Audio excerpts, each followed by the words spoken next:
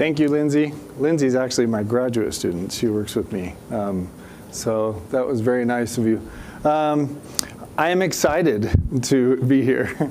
Anybody who was here in the last talk knows that that's an important thing to say when you're giving a talk. So I've been, it's May the 4th, right? So I don't have much experience using AI, but I tried it. I said, give me a figure of a person running out of vegetables and fruits and vegetables, and put a lightsaber in their hand. And that's what they came up with. So that was kind of fun, I thought. Anyway, I am excited. I'm excited to be part of this Strong Youth project. Dr. Seeley is very passionate about this, and I love that I can help and contribute. And nutrition is such an important topic for both performance and health. I guess Braden actually inspired me to ask this question. I wonder what percentage of performance do you think is nutrition responsible for? So he asked about the psychology or mental health, but what do you think? How much does nutrition contribute? Any suggestions out there? Yeah. Maybe 20%. Maybe 20%. Higher? Yes. And there's no good answer, honestly. No correct answer, because it depends, right? I can think of if hydration is the issue and you're in the middle of Missouri in the summer and you haven't consumed any fluids, yeah, it's 100% of the issue. We can certainly come up with a lot of scenarios. So just a few points by way of introduction. It is critically important for optimal health and for performance. The general nutrition recommendations, which we won't really focus a ton on today, they're to meet the needs for energy and nutrient requirements for growth and development. They don't necessarily address the question of sports nutrition, the questions that we often want to ask with regards to sports nutrition. What is the right amount to help me perform the best at this sport? And I think with the focus of this conference and this talk to be more on adolescent nutrition and performance, I think it's very important to recognize that most of the research in this area has been done on adults. And adolescents aren't just small adults. It's a different situation. So it may not always perfectly translate to the adolescent population. So I think that's really important to recognize as a caveat. Few of the topics, and if I don't get to all this, I'm totally fine. I'll just stop early and jump to my conclusion. But I did throw quite a few things up here that I wanted to talk about. Another AI creation, by the way. I had a little fun with it. I don't know what the tail is there. I guess that's a little weird. So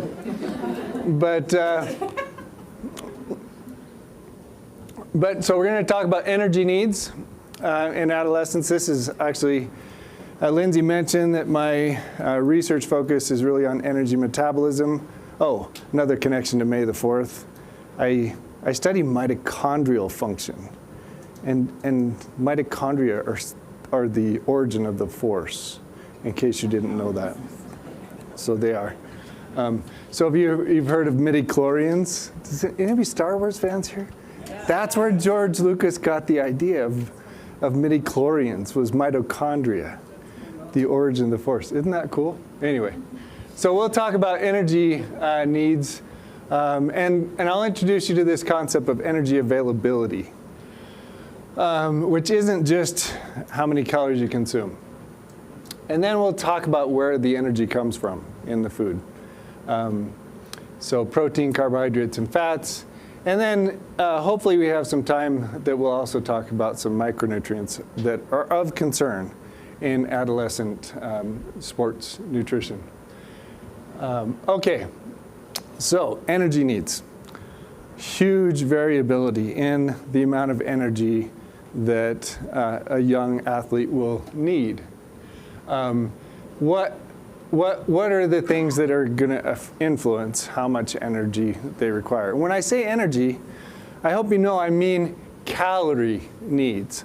Like how many calories do they need to consume a day to meet all of their needs for growth? So growth stage, and this can change dramatically. So about 12 years old for girls, they get what we call a peak height velocity. Sounds really cool, right? It's just meaning they're growing really fast. So peak height, so that's about 12 years old for girls, about 14 years old for boys. And then you layer on top of that, what are the exercise demands? How often are they training? What are their practices? All of those factors. What kind of intensity are they doing? What are the duration of the exercise that's going on? That's going to definitely influence their energy demands. Now, this phrase, energy availability, I mentioned that it's not just the amount of calories that are consumed. The way we calculate that, it's the energy intake, so how many calories you consume, minus the energy that you can account for with exercise. So energy intake minus the energy that you expend for exercise. So if you think about that calculation, what it means is what are the calories that are left over for all of your biological functions, for your growth, for reproductive functions, so proper menstrual functions, all of those things. So again, intake minus the energy you expend for exercise. Okay, so low energy availability, if a person has low energy availability, that will compromise their ability to build muscle. Very recent research last year really demonstrated this quite well. Over a pretty short period of time, the subjects in the research study that were in conditions of low energy availability were actually losing muscle. And the subjects that were in adequate energy availability were building muscle with the same training regimen. In addition, it certainly can compromise exercise performance. And that's not necessarily exactly the same thing, right? Building muscle and exercise performance. But long-term consequences are really important to consider with not getting adequate energy to support all of your physiological functions.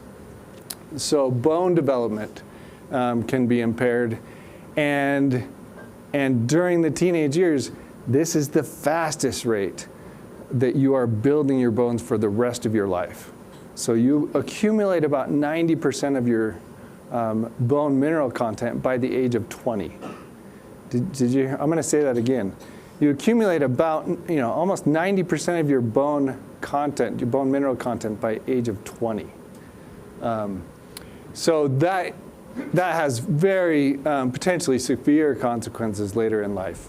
So energy availability, I want you to remember that it's really important to have adequate energy. Now, how much is enough?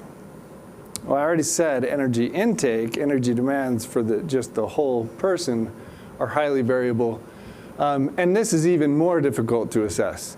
So I don't have an easy answer for how much is enough on energy availability. We just know that the concept is critically important. So really difficult to assess in adolescence. So some of the things that could be used to evaluate energy availability, whether it's adequate or not, would be serial measures of growth. When I say serial, meaning you do it over and over again over time. So that could be height, weight, the height velocity, the weight velocity, and there are reference standards to compare to see if that is within a reasonable range. And timing and progression through puberty. I almost said puberty, that didn't sound right. Menstrual dysfunction, is it delayed or is it completely missing? So this is a big warning sign that there may not be adequate energy availability for these normal physiological functions.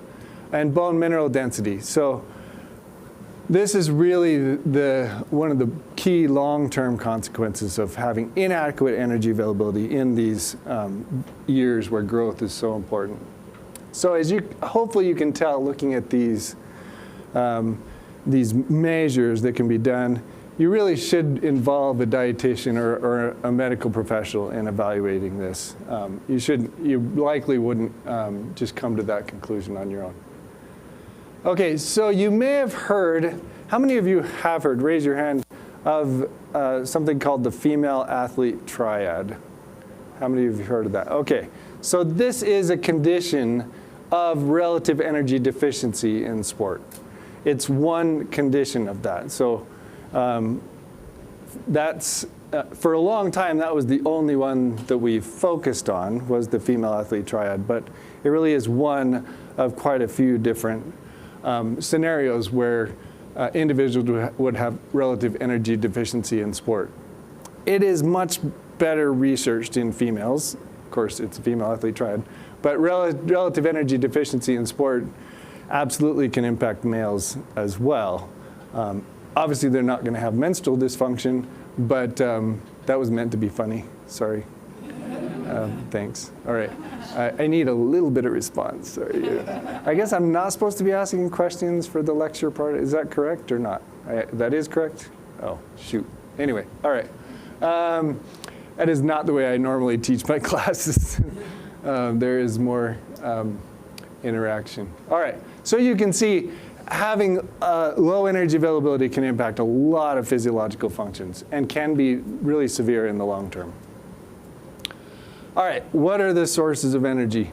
I think most of you know this at least a little bit, but I want to cover some of these basic applications to sports, to sports nutrition.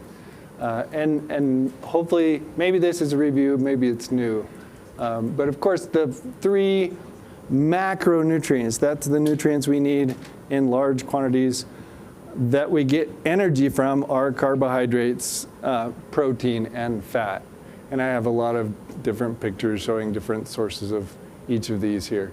Now, I put this picture, where's my, it was supposed to say energy with a question mark. What do you think?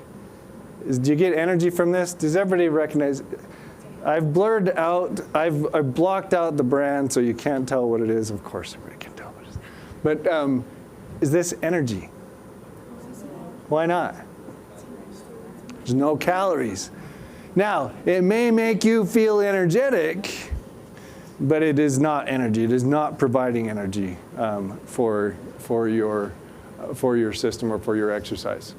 Okay, let's start with protein. Protein is usually a topic everybody wants to focus on with exercise nutrition and sports nutrition. And yes, absolutely, it's critically important for building muscle. And in fact, the rate of lean tissue, which is mostly muscle, in fact, you're approximately 40% muscle. That's the largest tissue mass in your body, is muscle. I am a muscle physiologist, so that's, of course, the most important thing. But the rate of muscle formation during that peak growth, during adolescence, is approximately 300% higher than the pre-pubertal phase. That is a hard word to say, pre-pubertal phase. So there are big increases in needs for protein for building muscle. And where is that protein coming from in your diet? Well, meats, of course, are good sources of protein. And I won't get into whether complete sources and incomplete. We could save that for another discussion. But also beans, legumes are good sources of protein, and whole grains have good protein in them as well. But we certainly could spend a lot of time talking about differences in quality. But again, in the interest of time, we'll save that for a difference. Exercise performance. Protein really does not contribute to the fuel demands during exercise very much at all. Very, very low.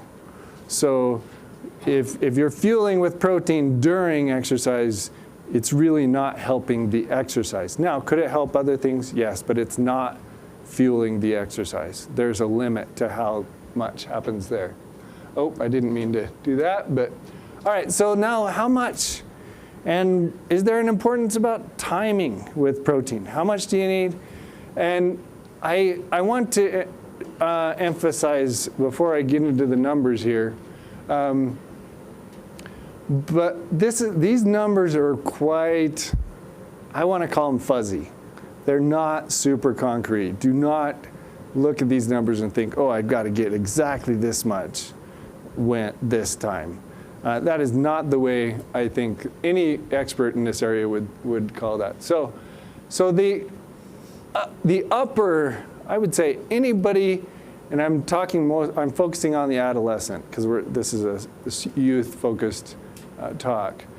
If you're in the neighborhood of 1.5 grams of protein per kilogram, and I tell you how to kind of calculate that per day, then that really should be sufficient for any exercise and overall needs for building muscle. So about 1.5 grams per kilogram per day. And depending on what source you look at, youth are kind of consuming about that much. This is not far off the normal consumption.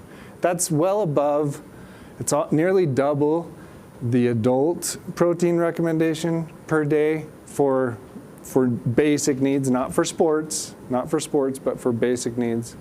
So 1.5. So I'll break this down a little bit. If a person weighs 150 pounds, that's about 100, I'm going to call it 100 grams just to keep the number easy, of protein. Now, I'm saying grams of protein. Most of you, I think, are going, well, I don't know what that means. Like, how much would that be in terms of food? I guess I didn't realize that was animating that way. All right. So what would that mean? So I broke this down. Timing. Generally, it's thought to be, I'll get to the amounts in a second here. Timing, a lot of people talk about how important it is to get protein right after a workout, strong workout. Most experts in this field would not say that that's that important anymore. When you exercise, you stimulate the ability to use protein to build muscle. You also stimulate it when you eat protein. And that stimulation from exercise lasts for about 24 hours at least.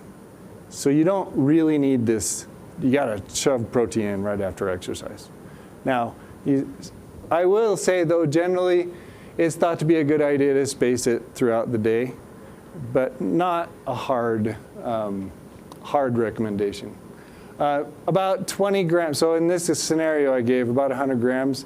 So let's say we have an adolescent athlete who eats or snacks around 5 times a day. Is that a pretty reasonable number? I think that's a pretty reasonable number. That would be like about 20 grams of protein per time. So what does that mean? 1 ounce of meat is between 7 to 10 grams of protein. 1 ounce. So 3 ounce, let's take, for example, a 3 ounce chicken breast. We're in that 20 gram range. 3 ounces, that is not a big chicken breast.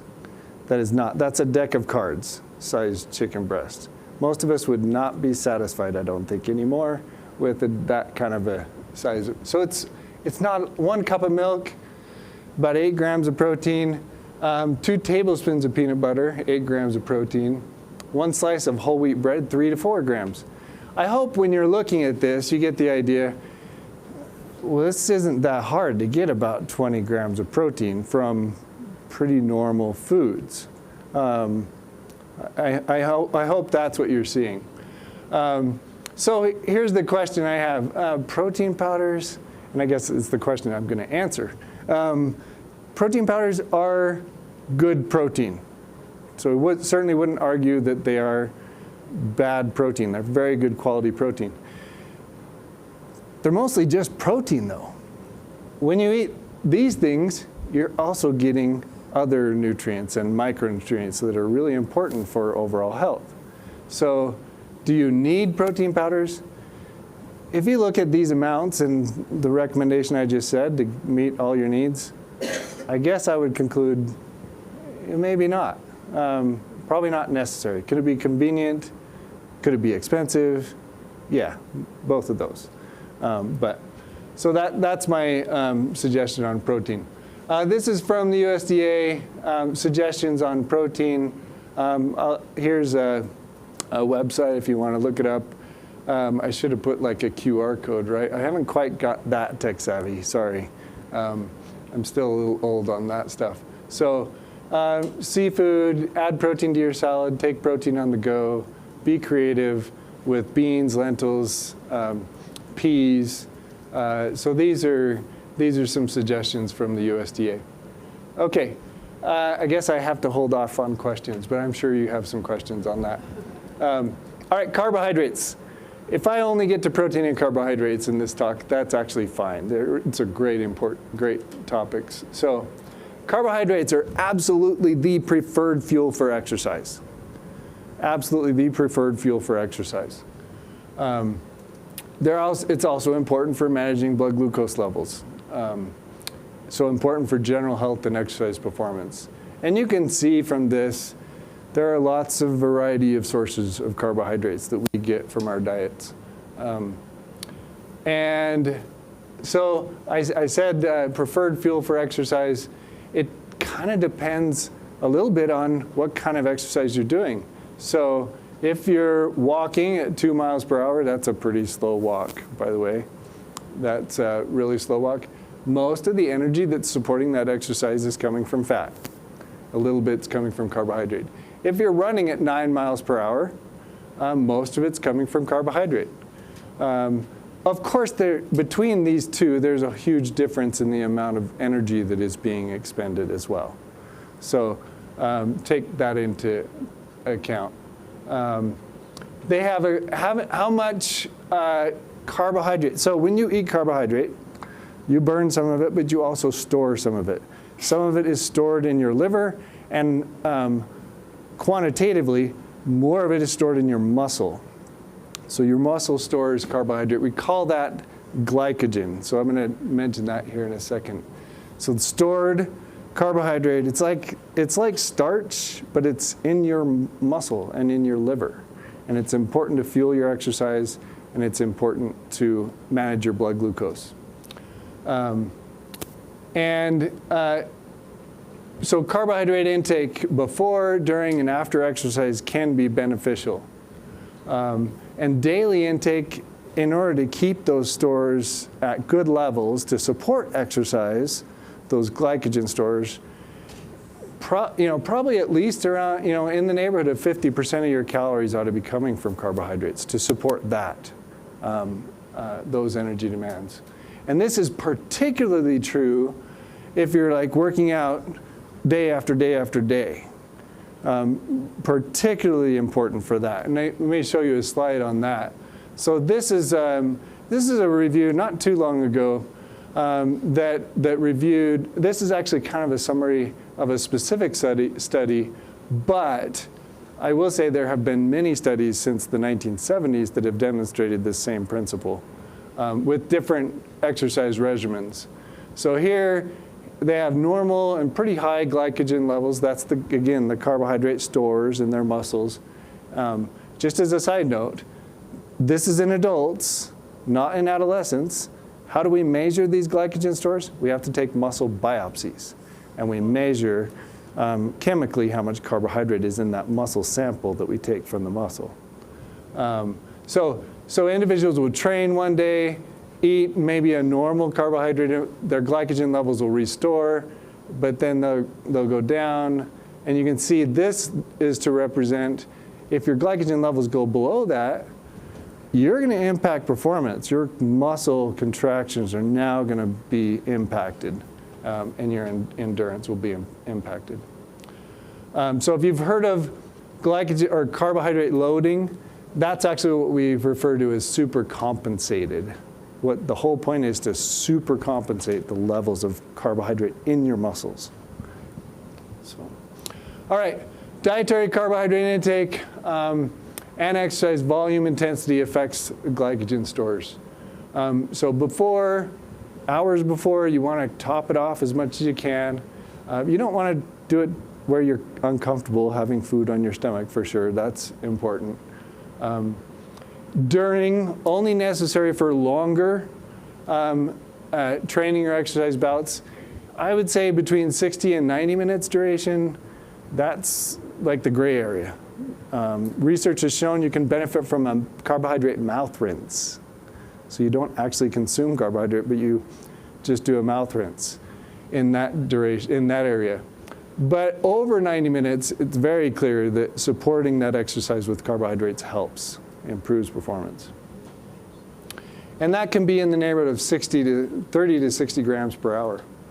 I'm going to, in the interest of time, was before, but after, this is where timing actually can be pretty important. If you are training day after day after day, and you finish your training bout, and you know you're going to have to do something really heavy the next day, getting that a good amount of carbohydrate after that bout is really important. You are primed to store glycogen at that point. And it will help recover your glycogen stores for that next day performance. Okay, fats, critically important for health. Some vitamins, so vitamin A, vitamin D, vitamin E, vitamin K, they're only available in combination with fat in your diet. So there's some really interesting research on some benefits of omega-3 fatty acids with concussions. So supplementing with omega-3s might be appropriate. I'm not going to go into that in detail, but also there's some intriguing research that it may actually, having omega-3 fatty acids at sufficient levels may help build and maintain muscle. Where do you get omega-3s? Well, you get it. Seafood is like fish oils, but certainly some of your other vegetable oils are important sources of that too, and seed oils. Okay, I'm close to tying up. I kind of went through this fast, sorry. But this is 3 plates that are actually used by the Olympic, U.S. Olympic Committee. They put it on their website to promote the idea that certainly not, an athlete's diet doesn't need to be the same all the time. It's going to be different depending on what kind of training they're doing, where they are. Are they in easy training or weight management? You're going to have a shift to more vegetables and fruits. Maybe if you look at this, what I see, and you probably maybe don't see, there's a shift to a lower percentage of carbohydrates, not necessarily low carbohydrate, but a lower than in hard training. Hard training, certainly there's a greater emphasis on making sure you get adequate carbohydrates to fuel and to store those glycogen stores. And then somewhere in between with the moderate training. All right, I think I don't have enough time to do a lot on fluids, but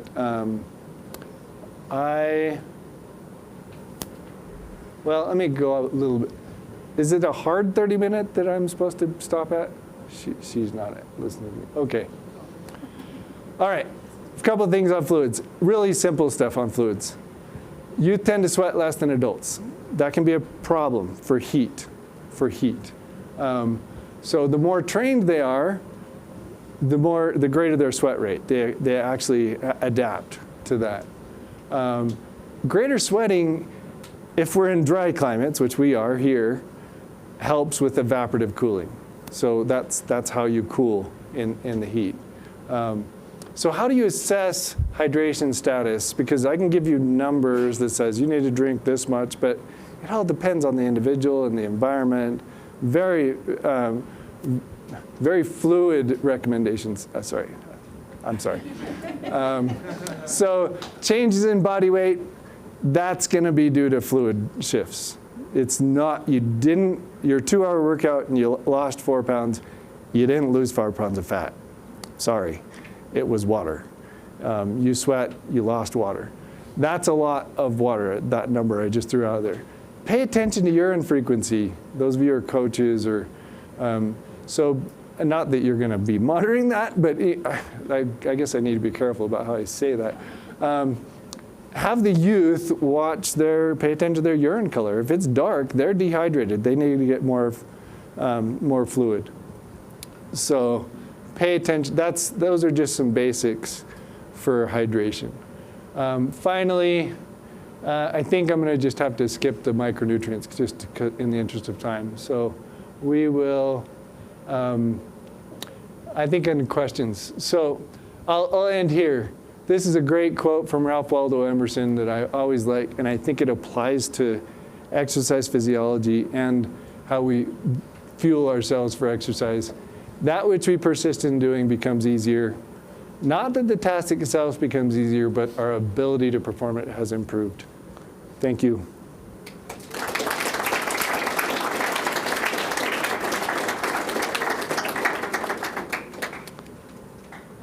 Questions? Yeah. So with water, so I feel like I've noticed, at least in myself, that if I don't drink a lot of water, over time, my urine might be yellow to begin with, dark yellow. Yeah, yeah. But then it seems to thin out, even though I know that I'm not changing my water frequency. And so then I'll drink water, and I'll drink more of it, and then it obviously comes out clear, and it feels like my body is just kind of flushing that water through and not actually retaining it. Is that really true, or what might be happening behind that? I mean, you're not going to be fully hydrated after a short period of time drinking a lot of water, and even though your urine may become much more clear. So I'm really on a day-to-day basis, and this, I'm going to answer your question for you, right. But I don't feel as confident to say it for youth. Okay.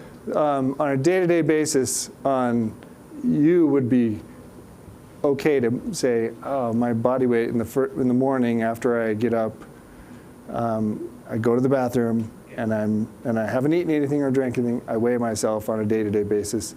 Big shifts there are fluid, hydration. But I wouldn't be as confident to say that for a youth who could be going through a growth spurt, or does that make sense? Yeah, I was just so that's where I want to make a really important caveat. Yeah, I was wondering about like the color, that if that truly is true, that over time, as my water is decreasing, and then my color is getting lighter. Yeah, yeah. Right, then how? It just takes time to get fully hydrated. Okay. Usually we say, the recommendation for adults, and my understanding is this part applies to youth as well. Whatever weight you lost during a workout, again, that's fluid.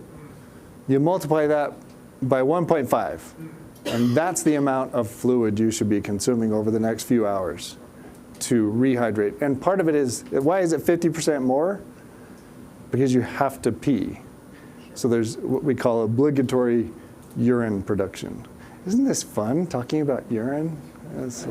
Yeah. It's like, you mentioned distributing protein consumption throughout the day. Yeah. Are you doing the same with carbohydrates, or is there any value in carb loading at a specific time before athletic competition? Oh, so you said carb loading. Usually that's like at least a few days before a competition. Right. And I think it's important in the context of what this talk is about for youth. There's really not too many reasons why they need to maximize because of the duration of their events. Somebody correct me on that. Am I correct? So I would hesitate to think youth need to be carb loading. Does that make sense? Yeah. Yeah. Now, if they have 2-a-days throughout a whole week, yeah, those carb levels ought to be pretty high. Does that answer your question? Yeah. So I have an athlete who has iron deficiency. Oh, and I didn't get to the iron. Sorry. Oh, okay. And I'm just wondering, so he's taking supplements right now. He's waiting to start some infusions, actually. Yeah. But are there any infusions? Wow. He's pretty low. Yeah. Risks with him continuing his He's going to be fatigued for sure, big time. So He's still continuing to run and perform and compete, but it's. yeah, I just think he would be realistic to expect not as much until he gets. But like for Yeah. his body, is it bad for him? I think when you're, At that same level as much as he can. yeah. Could you repeat the question? Oh, sorry. Yes. I appreciate you reminding of that. So the question is about her athlete who has severe iron deficiency and whether there's increased risk for injury to continue to training normally, right? Is that, and I don't have data on that, but I tend to think yes, because you'd be exercising fatigued. Yeah. Yes. It's track season, and high school athletes compete in multiple events over like the Yeah. duration of the entire day. Yes. I've been kind of stumped on how to deal with fueling on a track day. Like today, my daughters are competing. I Yeah. help them fuel when they have 4 hours in between. Does that count as like a 9 hours worth of exercise where you want to eat carbs while you're doing it? Like, No, I wouldn't say while, not during the not event. during the race, but like right Yeah. after. Yes. I would love to know tips for this season. I think it's especially impactful to youth because they run so many events. I totally agree. And actually, Lindsay gave a talk to a group of swimmers because in their meets, just like that. And I think between events, yeah. Now, there's a really important caveat with any of that kind of fueling is it has to be comfortable. You have to be doing it at a level where you're comfortable. And so this is going to require practice in training. How much can you get comfortable with? The reality is more the better, but unless it makes you feel sick, of course. That's not good. I joke, I hesitate to say this, but I am going to say it because it'll make you laugh. Diarrhea is not performance enhancing. So if it makes you get sick, that's not going to help. So you have to practice. You have to, I know. So we're going to hear from Ed Eyestone. They practice. He gets his marathoners practicing fueling big time when they're training. That's a really important part of training. Yeah. I just wonder, as you were talking about iron supplementation, is there any issues with like bioavailability of certain kinds of iron supplements, or is it pretty? It's generally not as good. And our from general health recommendations and in sports nutrition, if you can avoid supplementing, if you don't need it, you shouldn't do it. And that's particularly true for iron, because iron is actually it causes a lot of oxidative damage. And so if you can get it from foods, that's better. And if you're not as severe as what you characterized, you should get it from foods. And you should also expect it, unless you're doing an infusion. I didn't repeat the question either, sorry. Then it takes a long time to build back up. It's not a quick thing. Did I answer your question? Kinda. I know like with magnesium supplements, like magnesium oxide is really poor bioavailability. Yeah. I wonder if there are iron supplements that are like that. Right. You avoid it if you were to take them. I don't know details on the different iron supplements. Sorry. So, okay. Other questions? Then I'll try to repeat it.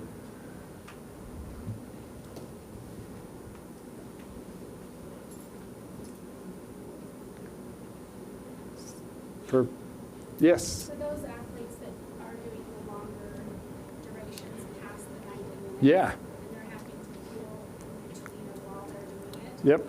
what is the best for that? So the question was, what about those athletes that are doing longer than 90-minute duration exercise bouts? What kind of fuel? So this is where the goos, certainly sports drinks, are absolutely helpful. So the 30 to 60 grams per hour, 30 grams is like 500 mils of a Gatorade. that's 30 grams. So 1 liter of Gatorade an hour, that's kind of a lot, right? While you're doing it. So this is where you're going to probably want to supplement with these goos, or honestly, it doesn't have to be that special. It just whatever they can tolerate and are easy to consume. So in that context, it could be jelly beans. It could be, that's, again, what they're comfortable with. That will support their exercise performance.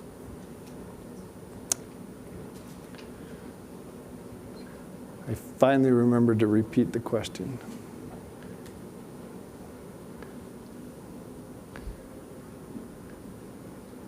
Any other? Oh, yes. Somewhat piggybacking on that question, we were having a conversation. We have daughters that play soccer, so they're right about the 90 minutes. Yeah.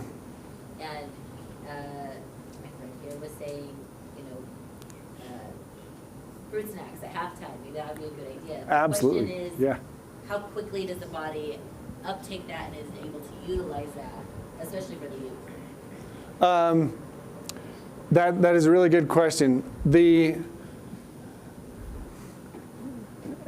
And my research brain kicks in.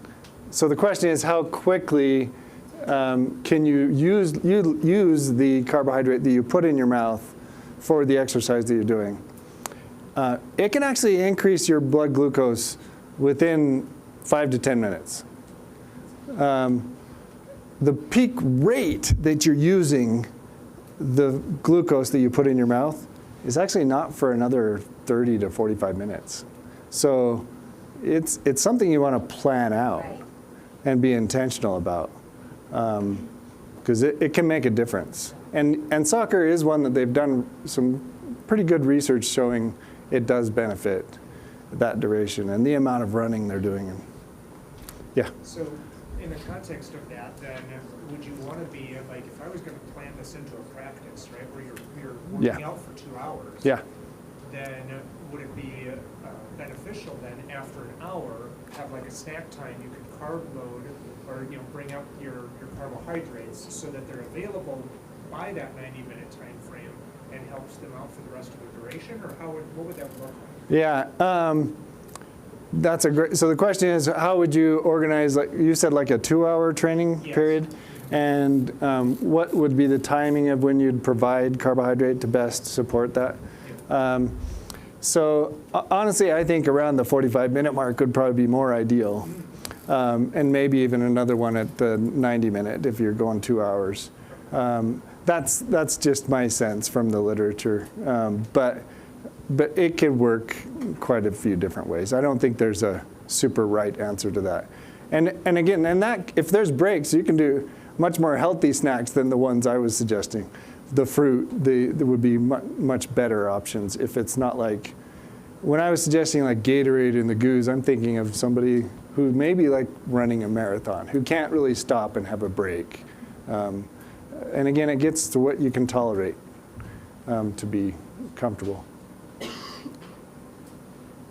Yes? Sorry, one more. I have a daughter who's also a runner who's originally diagnosed type 1 diabetic. Oh, yeah. And so I've been doing a lot of research trying to figure out the best way to fuel and manage her insulin and things like that. But I was wondering if you have any literature that you know of that maybe you could point me in the direction of. I'm just trying to figure out how to help her manage that well. So the question was about, she has a daughter who's a runner who's a type 1 diabetic. So type 1 diabetics don't produce adequate insulin, so they have to be supported with insulin. The cool thing about exercise is insulin's not really a player during exercise. But of course, it can actually cause a drop in blood glucose. It actually causes an increase in blood glucose. So yeah. So yeah, I can talk to you after if that's okay.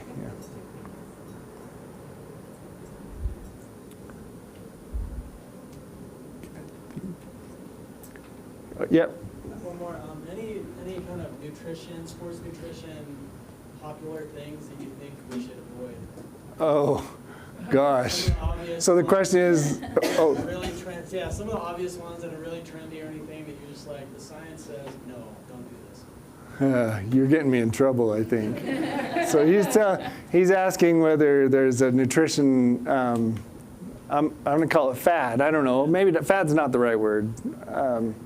Trend that we should avoid. I'll be this is a safe answer, and then like most supplements, honestly, don't have very good support for improving exercise performance. There are very few. There are a few.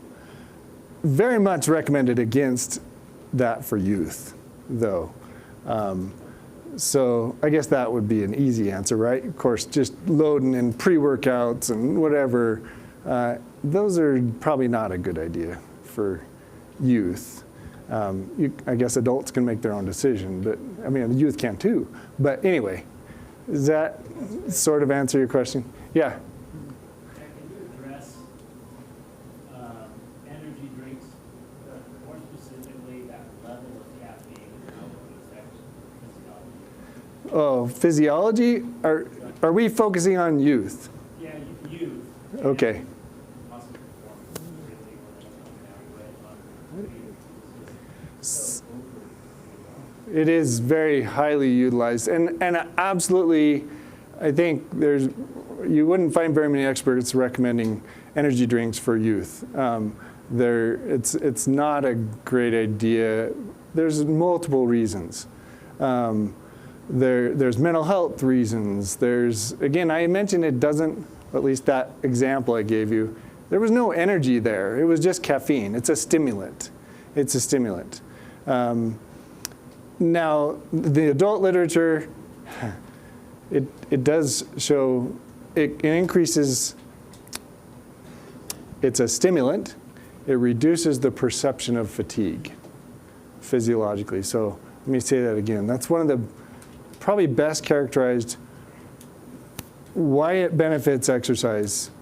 It reduces the perception of fatigue, so mentally. It also increases fatty acid availability. So it increases your epinephrine, your adrenaline content. So does that answer your question at least a little bit? Yeah. I can go into a lot more, but I don't know if I should. We don't have time to get into, I mean, the sheer volume of these. Right. That's right. And in an adult, that would be considered a therapeutic volume, meaning an amount that would cause the effect you would get. There's a really amazing website I could share with you that shows different amounts. There's like one thing that's Death Wish coffee. It's like 1,600 milligrams. It's literally like probably lethal. It's crazy, the amount that are out there. This is absolutely not recommended. I want to be very, very clear. Not a good idea to support that for youth. So let me just be really clear on that. Yes, Larry? One of the big problems with caffeine in adult and children Yeah. is sleep. Yes, sleep, very good. Important part of the treatment. I'm so glad you mentioned that. So sleep problems absolutely associated with a lot of caffeine intake, no question. Deep sleep. Deep sleep, yeah. So I think you guys got me in trouble, so I will stop there. But yeah. Anyway, thank you.